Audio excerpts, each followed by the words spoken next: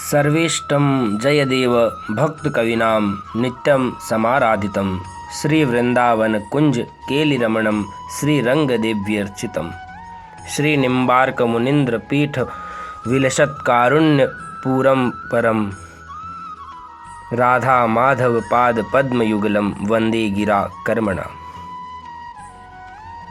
श्री राधा माधव प्रभु के युगल चरणार बिंदों में प्रणाम करते हुए आज हम श्री राधा माधव की रसमय स्वरूप के बारे में चर्चा करेंगे। श्री राधा माधव प्रभु श्री निम्बार्क रसिक शिरोमणि श्री कवि जयदेव के संसेव्य ठाकुर हैं।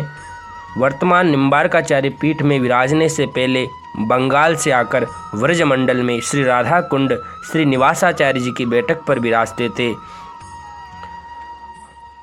और विक्रम संवत 1823 में जगत गुरु निम्बार्काचार्य श्री गोविंद शरण देवाचार्य श्री जी महाराज को स्वप्न में आदेश आया कि हमें पुष्कर क्षेत्र श्री आचार्य पीठ निम्बार्क तीर्थ सलेमाबाद ले चलो।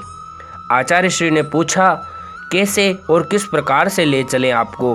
तब श्री माधव जी ने कहा कि अपने रथ में बिठा के ले चलो। प्रभु की आज्ञा के अनुसार रथ में विराजमान करके प्रस्थान किया कि पीछे से श्री राधा कुंड के व्रजवासी और बंगाली भक्तों ने विचार किया कि भगवान को व्रज से बाहर नहीं ले जाने देना चाहिए। वे सबके साथ संगठित होकर चले। रथ भरतपुर पहुंचा, वहां सेवा हो रही थी। पीछे आए हुए नर नारियों ने आचार्य श्री से प्रार्थना की कि श्री माधव भगवान व्रज में ही विराजे, बाहर न पधारे। आचार्य श्री को प्रभु का आदेश हुआ है, स्वयं वे अपनी इच्छा से पधारे हैं, उनकी इच्छा के विरुद्ध कुछ भी नहीं हो सकता। ये चित्त में निश्चित करके भरतपुर नरेश ने निर्णय दिया कि आप सब रथ को ले जाइए। श्री माधव जी की इच्छा होगी तो पधार जाएंगे। अगर आपसे रथ न चले और आचार्य श्री के घोड़े भी रथ को न खींच सके तो श्री माधव जी यहाँ भरतपुर में ही विराजेंगे। सैकड़ों ब्रजवासियों ने रथ को खींचा, खूब जोर लगाया, खूब प्रयत्न किया, परंतु वे रथ अत्यंत बल लगाए जाने पर तनिक भी नहीं चल सका।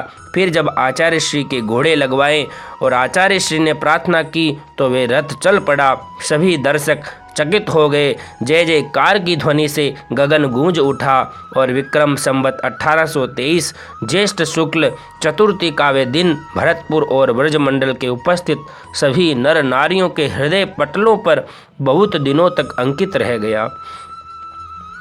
इस घटना का उल्लेख कृष्णगढ़ राज्य के इतिहास रजिस्ट्रों में जयलाल कवि ने भी किया है। आचार्य पीठ सलेमाबाद के मार्ग में जितने नगर आए उनके नागरिकों ने श्री माधव प्रभु की और आचार्य चरणों का हार्दिक अभिनंदन किया, स्वागत किया और उनका वंदन किया। कृष्णगढ़ के नरेश और प्रजा वर्ग को महान हर्ष हुआ। आचार्य पीठ सलेमाबाद और यहाँ के निकटवर्ती गांवों की जनता के हर्ष का तो पारावार ही नहीं रहा। पुनीत दिवस ज्येष्ठ शुक्ल दशमी गंगा दशहरा को बड़े समारोह पूर्वक श्री सर्वेश्वर प्रभु के सन्निकट श्री माधव जी विराजमान हुए और विक्रम संवत 1860 के लगभग देश में अराजकता छाई हुई थी। मुस्लिम शासन शिथिल हो चुका था। अंग्रेज सने देश को हथियार रहे थे, कहीं शक्तिशाली फौजी लूट मार कर रहे थे। ऐसी स्थिति में विक्रम संवत 1868 में श्री माधव जी रूपनगढ़ के किले में पधारे गए और आचार्य पीठ के विशाल मंदिर को यवन लुटेरों ने ध्वस्त कर डाला। तब कुछ दिनों बाद संगमरमर का नया मंदिर बना। जोधपुर नरेश की ओर से मकराना से संगमरमर पत्थर भेंट रूप में अर्पित हुआ और विक्रम संवत 1872 में श्री माधव जी रूपनगढ़ से आचार्य पीठ सलेमाबाद पधारे। उसी समय रूपनगढ़ के एक परम भक्त शिल्पी द्वारा नवनिर्मित श्री किशोरी जी की प्रतिमा की प्रतिष्ठा कराई गई। तब से श्री राधा माधव जी अचल रूप से आचार्य पीठ सलेमाबाद में विराजमान हैं। ऐसी अद्भुत छवि के शायद ही कहीं अन्यत्र दर्शन मिल सके। प्रेमी जन श्री राधा माधव के दर्शन कर तृप्त हो जाते हैं।